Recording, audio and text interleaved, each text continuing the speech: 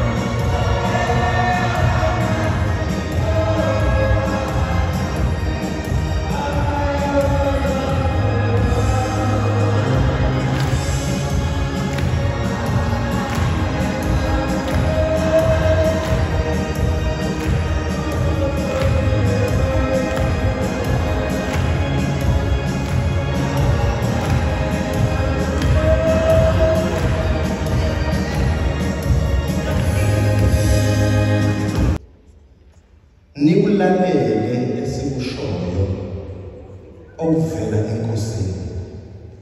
Umfundisi ke izolo ushiye ukuthi ngoLwesibili sahamba saya enkosini yamaNazaretha. Sayacela isibusiso yafike yasikho. Kusho ukuthi ke sivela enkosini.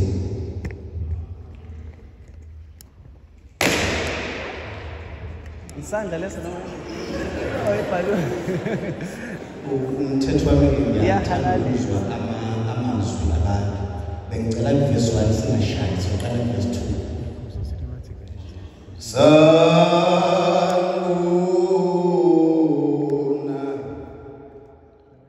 zihlobo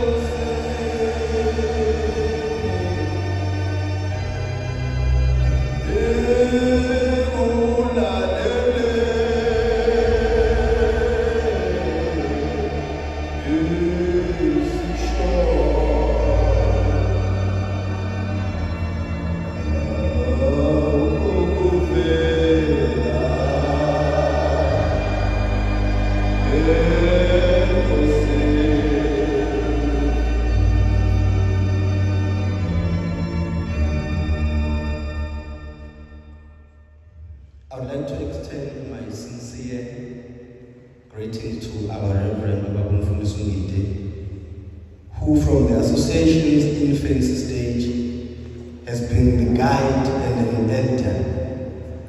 We are eternally grateful to you, Mfundisi, for always gracing us with your presence and wisdom. I would also like to recognize our Dr. Bala Pekapa and thank them for taking their time of their busy schedules to be with us today to witness this monumental moment in the life and the history of Natesa in the Western Cape. Njengabaphathiswa bomsebenzi kaShema, your presence signals to us that we have your full support, and for that we are highly appreciative. Ladies and gentlemen, now is today where former members of the National Executive Committee, Mr. Kensanu Mlambo, who was the first national organizer of the NEC and then served as the deputy chairperson in the previous office. We also have Umnewetu Utumsandla Ngamandla, who was the project officer in that office. Your presence also here today, Gitina, Injengisa ukuthi ninathi njalo, lokho besiyakubonga kakhulu. Ngingena esihlalweni, I made a promise that this NEC, what we will do best is to listen. It is very important. I argue there that listening is a skill. It is a learned skill. It is not just something that you can acquire automatically. English teachers, language teachers taught us that English, that listening is a skill.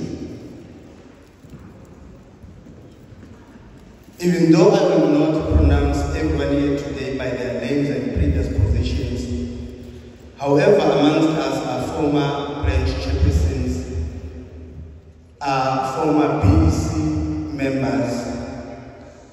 I would like to extend my sincere gratitude and genuine greetings to all of our guests today, our BECs, members of this harmonious association. We are gathered here today to celebrate the growth of our association as it continues to spread its wings.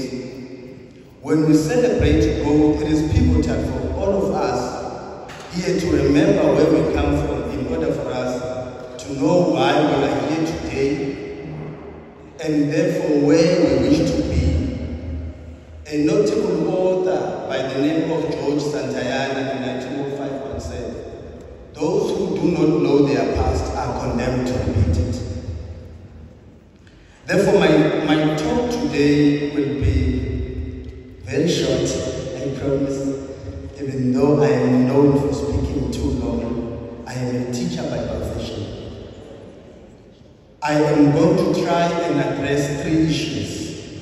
First, I will try to bring a brief history of our association in Natesa.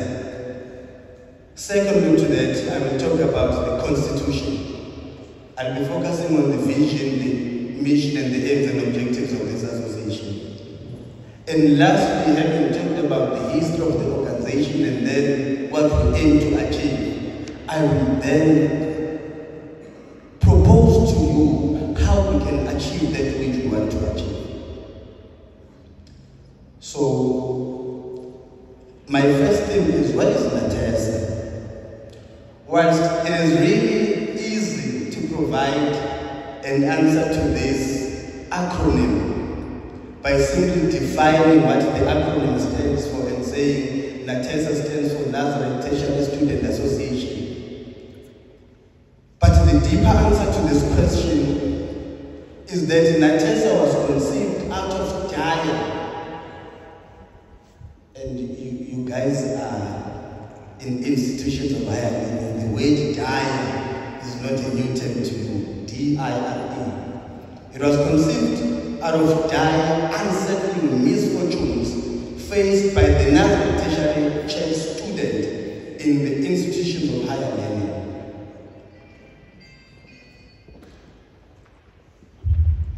When late in the apartheid era and after 1994, when black people and students were now allowed access in all institutions of higher learning, even including this one, there were many challenges which acted, and some continue to act as gatekeepers. Funding was the major issue and remains an issue today. Since there was no NSFAS then, there were no Funza Lushagas, students at the time only were offered bursaries, and that was for a selected few. Because of this, many people struggled to get by because of the unfamiliar environment. Umakulu engimfundise enkandla uzokwazi lokho nabanye bayiqhamulela nje emakhaya, that when you come to institutions of higher learning, the environment itself is quite unfamiliar to you. It is quite a challenging environment. And lecturers themselves, I heard that we have lecturers here. I am one myself at the University of KwaZulu-Natal. Lectures never make it easy. Therefore, now that students in different universities began to meet up so that they could take each other to the nearest temples, my figure Nigalana says,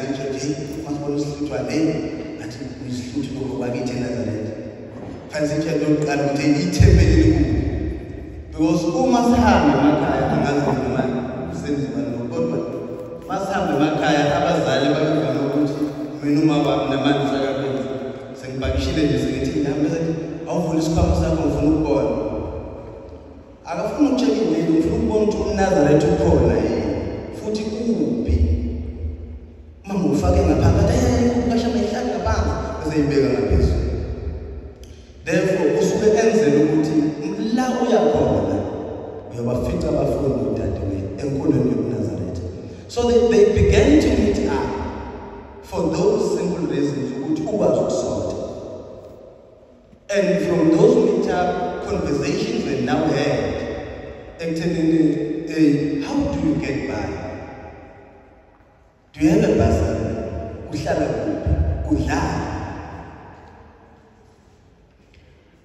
And because there were now groups of Nazareth Tertiary students,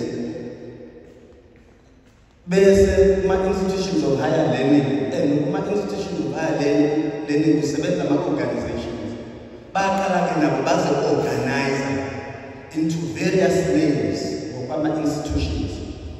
Abasemangosuthu babezibiza ngeManaso, Mangosuthu Nazareth Tertiary Student Organization.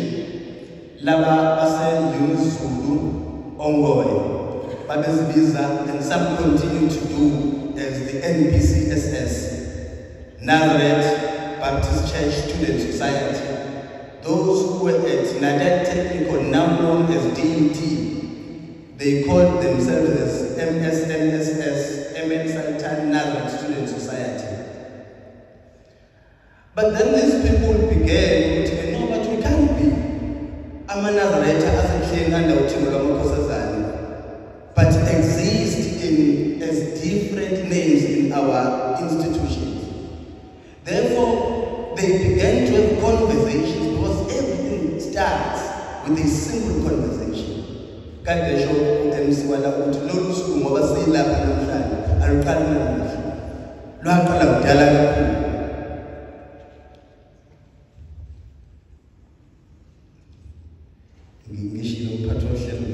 not going to be long, but I do talk a lot. So these people and began to have conversations with him. So in 1998, a constitution was drafted in 1998 at DUT, that was the first national conference. Was the official launch in 1999 at University of Zululand. Godwa ukukala ukufunctiona fully as Natesa sebehlangene bonke they agreed to do away with all these names ababesebezinikeze wona bathi asihlangane sakhe igama elilodwa elithi Nazareth Tertiary Student Association, the acronym besiba uNatesa.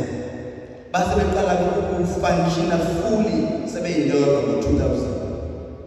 But there is something quite interesting about these people when they now take this constitution there and throw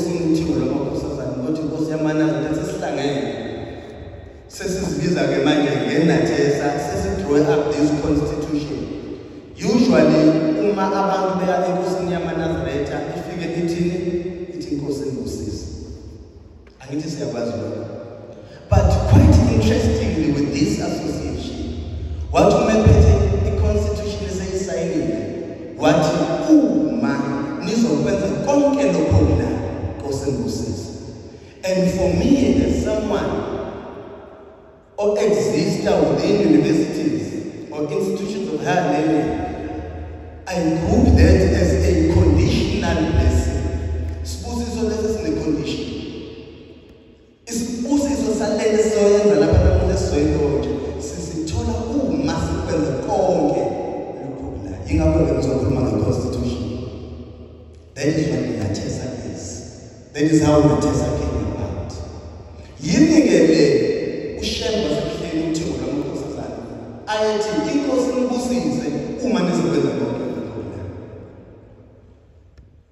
Vision. We want to establish learning centers of Nazareth. Thina. Yabona nje bafuthi ngoba senilontsha namuhla sijabule kangaka. The hidden curriculum of what we are here to do.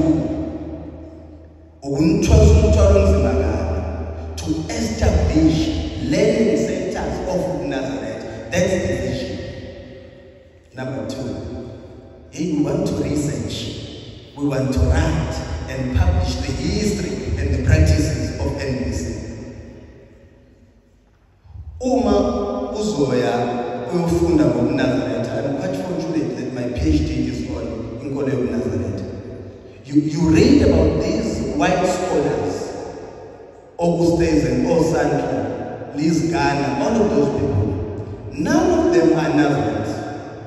And if you read, isn't as sure as a member of the church, sometimes you're like, no,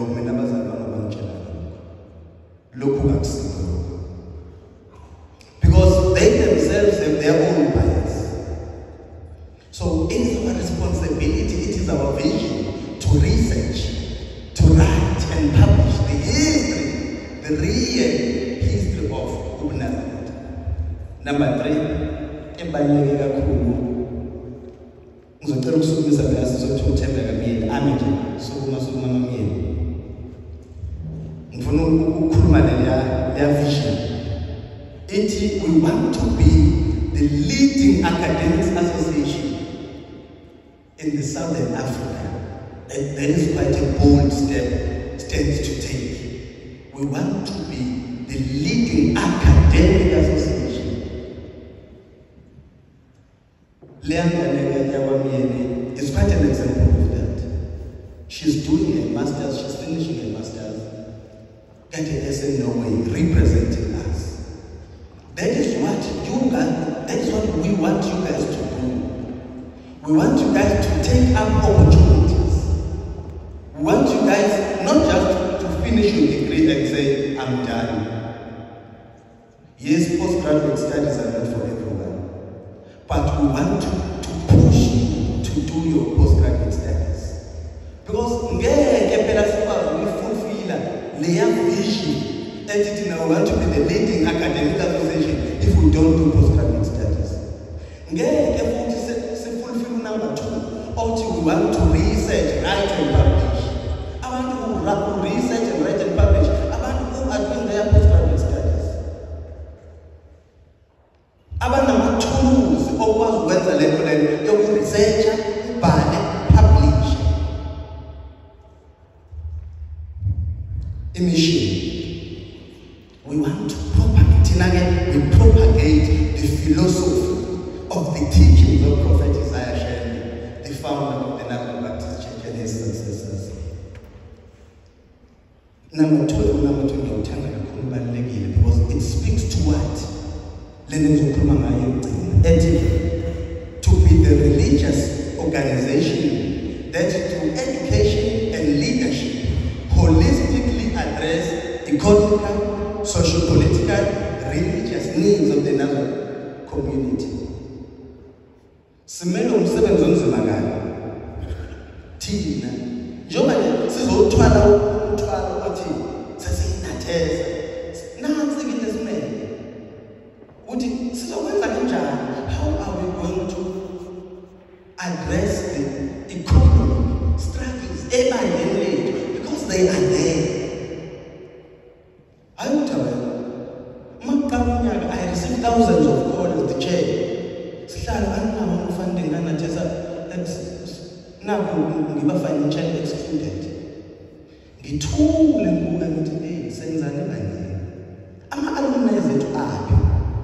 Why is it that once they finish that degree they leave? When as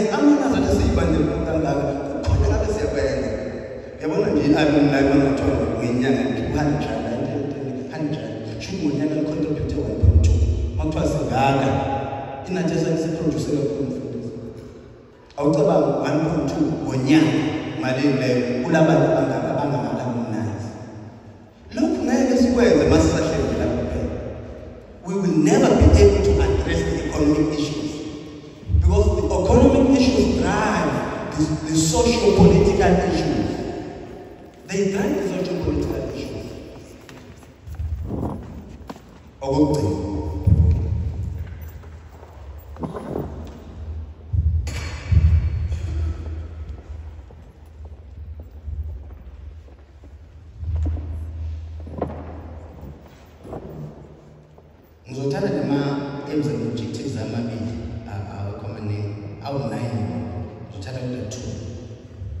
We want to advance the propagation of the gospel of Sheni to mankind.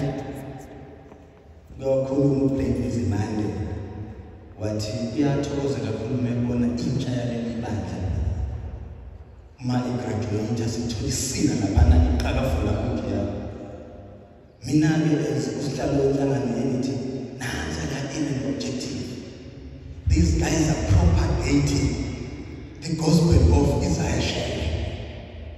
That is what we are doing. We want to continuously encourage the study of Ubu Nazareth. To continuously study. I don't know if you as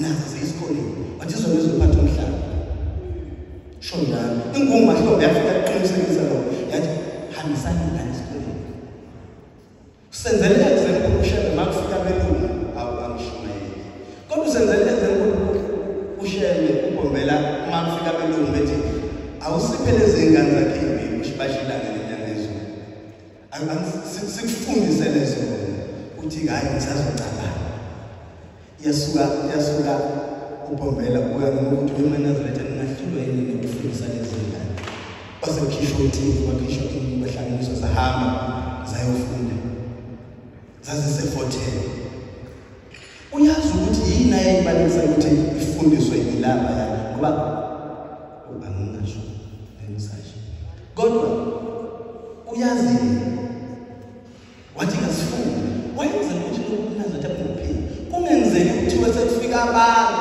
bazonhlakaniphela ngoba bazonhlakaniphela ngigcine nabo fanele sikwazi thina to be critical to be thinkers when to be critical is to see beyond what you are given.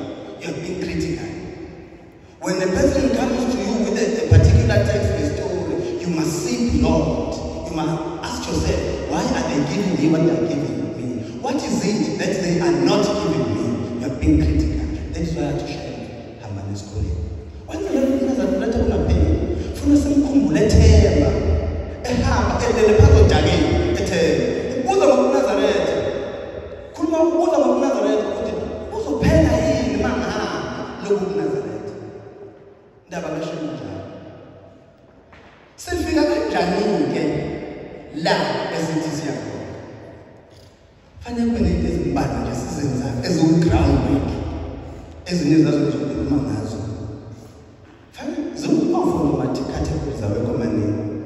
Institution, academic excellence, community engagement, religion. Toqala ngoba nje nilapha eUCT kukhona abase Stellenbosch, kukhona abaqise Cape Peninsula, kukhona abase UWC. Ama universities lawa but awafani. So kumele you must comply and satisfy the needs of that institution.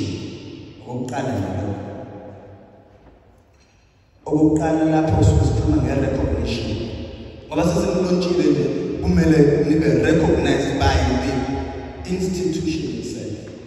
And then you learn to comply with what student government leadership is saying. Bese sithi lapha academic excellence. Lapha ke kunento ezimbalwa. Sikhuluma kuleya vision esithi siyakuyona. Ngeke sikwazi ukufaka ama-learning centers uma thina singa-excel academically. Because kuleyo learning center kuzokusebenza bani? Lento ezokufundiswa izobe yakhiwe obani. I was still going to ask other people to develop the curriculum for us. We can't. We have expertise. So we have to promote academic excellence. We've got to talk more about academic counseling. We've got to talk more about mental health issues. We live as Katila, our mental health should be our priority. Not just the physical.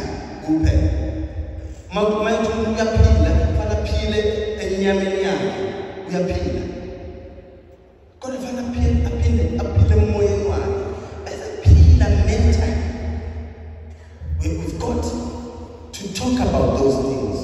Tina la kumele nithola abantu who are professionally trained here in this institution.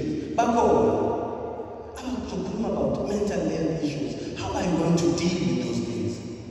We've got to promote ukuthi laba abantu bahambe beye kuma-counseling. Akhona, they offer free. Lapha ngaba community engagement. Thina Manazaretha sicishe sazeke kabana manje ngoku-exclude ezinye inkolo noma abanye abantu. Sesicishe sibe exclusive. senza lento ekade yenziwa yithina kade si-excludiwe kakhulu namanje sisa-excludiwe kodwa ke siyagehesha sinoma kanjani asingenzi-ke nathi lokho bekwenziwa yithina asibe inclusive ngeke ngashaya ishoyo usihlalo waselangeni kade wenze exam prayer kwakugcwele i-organizwe yibona kodwa kwakugcwele bonke amahlelo efake izinto zabo ndawo zenkolo yabo. That is what we should promote. Religious tolerance. Religious tolerance. We must promote the tolerance. Because if we don't, sizothina ngoba kade besihlumela nathi siyafohloza nje. Kufanele lo. Ufohloza umuntu azabese isicala. Kufanele ufohloza ngomthetho. Cha. Asibuyele nje. Sibadonsa abantu. Ngingathi sibadonsa siyabafundisa nangenkolo yobuNazaretha. Ngeke ufundise kodwa ungazi ngenkolo yobuNazaretha. Uzokhuluma ngakho nje manje. So we should engage in inclusive community service projects. We should visit shelters. Kukhona abantu abawodokotela la abafunda la university. Ufuna abantu laba bahambe. Ufuna bahambe nje beye kuma shelters akhona la. Bese besebenzisa ama skills abo laba abawufunda la ukusevisa those shelters and homes. Uyabona ngalo ndlela benza intini. Number 1, they are servicing. Number 2, they are sharpening, they are owning their skills as practitioners. Tina njenge-NEC siprovide ilokhu ngendlekane lapha ebuhleni.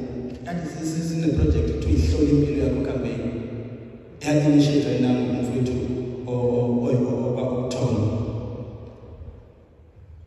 wahlanganisa nama-health professionals ukuthi ake senze into ezoba i-project ezolekelela ibandla abantu bazi kangcono ngempilo zabo hlola impilo yakho campaign kade ebanika ibuke bahlola amehlo mahhala abanikeza ibuko mahhala kade ukhima indlela kade sinabantu baka-audiology kade sinabantu baka-data therapy. We want to grow that. Namuhla sobe recognize umunye wabantu abanekhaya who participated in that program. Ngaleyo ndlela we are servicing ibandla but they themselves are owning their skills, they are sharpening their skills as professionals. Kade sine-winter school program ebuhleni lapho othisha bafika khona bezofundisa, they are servicing ingane. eSouth Africa kuphume i-report ebizwa nge-Paris report ethi iy'ngane zethu ezikwa-grade 4 they cannot read for meaning. Azikwazi ukufunda zi-understand into ezifundayo. Ziyakwazi ukufunda zithi a-e-i-o-u yebo kodwa reading for meaning hayi. Senzani thina angisithethe na-want to address the socio-political, the economic struggles. Yingakho-ke lapha ebuhleni kade sinaleyo problem. Ngonyaka uzayo sifisa ukuthi leziya ngane zihambe nama-dictionaries kulo nyaka zihambe nama-instruments ama-study guides. We want them to go with dictionaries at home. Ngeke kwenziwe i-NEC yokwenzela umxoxelo ngeke kwenziwe i-NEC. Our skill is to play but the execution falls upon all of us. Okugcina religion la esikhona ngoba sengibona nje ngoba inathesa iqala ngegama elithi Nazareth. Shuthi sisemkolweni yobuNazaretha. Umfundisi ubuze kakhulu izolo. Buyini ubuNazaretha? Ngeke ngisabuza umtshelile athi. Kodwa kumele bafuthu siku-understand. Fanele siku-understand ukukhoba ubuNazaretha ukuthi buyini. Ungapho sibecasuka kumele athi umuntu vele nangikhonza umuntu asisacasukanga kaJehova. Manivele sikhonza umuntu. Unyazwe umuntu. Kodwa uNkulunkulu kithi. Fanele sikwazi ukuthi cha uthi research yami bakufundisa. Angiba kujula umuntu ngisakhuluma kahle. Uthi nina manaZareta niyahlupha. Abantu ngabenombuzo ukuthi yini nethusha kuNkulunkulu. Vele nje ngangingenga ngamoto.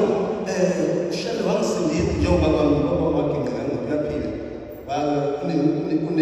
unezinto esifana ezishana phansi nanga kodwa uyahambela nje ushele yakuba sangena inyanga yezulu yathi usho ukuthi umsana wathi uyaphila lo usazophila futhi esihambile emhlabeni kodwa ukuthi unyazi wezulu akafanele nibatshele lo basethi umfundisi akavule isihlabelelo basethi akafunda ivesi lamani ethi noma niphume emazweni onke aphansi kwezulu nilethi nikeleni kuJehova wasethi ngalapho wayesebuza ukuthi ukhona yini uJehova wasephakameni nake nakhona akekho unyazi wezulu kuphela therefore kumele sazi kabanzi ngenkomo ingathi siyakufundisa lokho kanjani ningayekuthandaza ningakuyekuthandaza nihlangane ntambama nithandaza nishawulela manje nihlangane ngabona ihlangane ntambama ningenisa isabatha kubalekile lokho fundisa inkomo ilapho esenifundisana ukushumayela sibuye ukujulaya isimolde nemakhaya mafika ethempelini athi umshumayeli awusibona insizwa esikade sayigcina leyintombi eyisuka ku UCT go Northwest akeze siphathele inkomo umuntu asithuke ngabe babazi igama likaShela nathi siyafundisa lokho ukuthi kushunyayela kanjani kuleli banga awugibele phezu kwabantu uthi ushaka manikeze inkomo uthi bazofakaza ngomsebenzi kaShela akasho ukuthi bazogibela phezu kwabantu uthi bazofakaza ngomsebenzi kaShela that is what they should be doing asikwenzeni lokho sokufunda nababenethesa lawo benethesa into abazonenzela yona kuzokwenziwa ama-academic ama-religious symposiums kubizwa umfundisi ungili ezochaza ngobuNazaretha kubizwa uprofessor Nkosinathi Sithole azochaza i-PhD yakhe azochaza amaphepha akhe awabhalile ngenkolo yobuNazaretha religious symposiums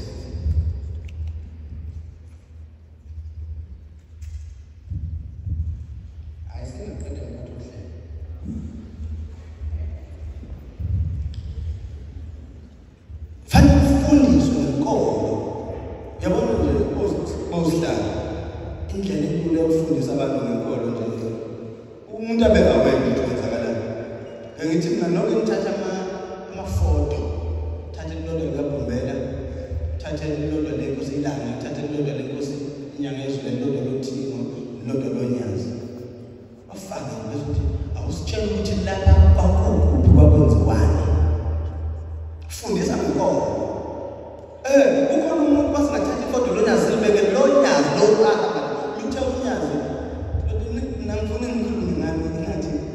ngakho ngekona fanele uyibonele uthola uthandaza ukwenzakalayo masingabuza ukuthi uqalweni ngiyo eKenani laba ngathi 2019 akazi uqalweni ngiyo eKenani akazi ukuthi mhlambe uNyazi lwaya entabeni inhlangazo nomaqhawe akanandaba futhi kodwa uzocasuka abantu basebembuza ngenkolo yakho akazi ucasuka ungazi kumele sifunde inkolo siyifundise inkolo kubalulekile lokho ngizocela iNEC ezelapha phambili ngizocela ubaba umfundisi nobaba umvangweni basondele lapha phambili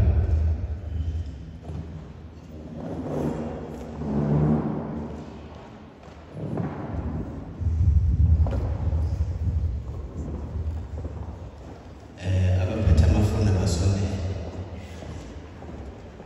laba amahlali ama-Android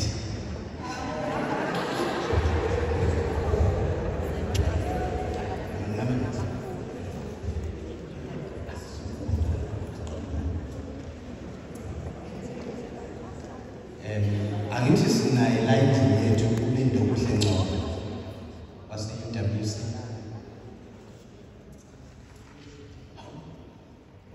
yabona umuntu ukuthi nje sephuma unumber 1 top 10 uthola ukuthi akekho ngizocela ukubiza ozihlalo balama branches esizoba lotsha namhlanje boba u4 ngicela beza ngaphambili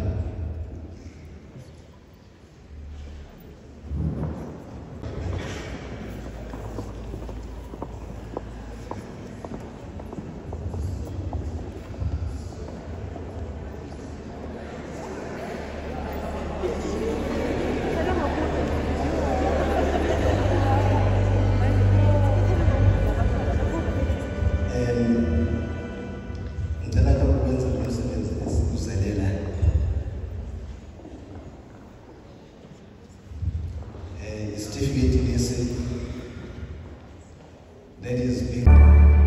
Ngicela-ke ukwenza lo mthandazo omncane. Umthandazo. By the virtue of the powers vested in me as the national chairperson of the association, I would like to declare the following branches as officially launched branches of the Nazareth Tertiary Student Association: University of Cape Town, University of Western Cape, Cape Peninsula University, Stellenbosch University. From the 6th of August 2023 at 12:49, these 4 branches will be fully regarded as official branches of our vibrant association. We wish them prosperity, and may Lord Onyas Lwezulu fill them with passion and the energy to achieve the common goals of the formation of our association. Ngiyathokoza kakhulu. Ayikazenzeka iAfrika yonke lento yenzeka namhlanje. Ayikazenzeka umhlaba wonke. Awekho amanye amaNazaretha yithi. So into enhle kakhulu. Ngingabakusondela nje ngabakusondela uzoseyenza into masenilapha ezweni. Yithi amaNazaretha. So the whole entire universe lento yenzeka lesi siyayenza endawo phethwe yithi. Siyabonga kakhulu sihlalo. Noma branch kumele sihlalo nababeze because laba kade bethola certificate manje basondele nabo. Sondelani masinyane bosihlalo. Ngabe ngiyamcela umfundisi nomvangeli uma bengavuma kodwa.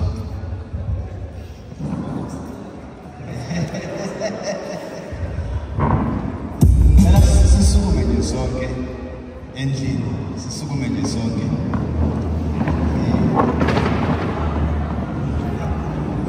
Ngizocala ngale ngoma le umlambe ngithe mana sifundise yona. Okuyona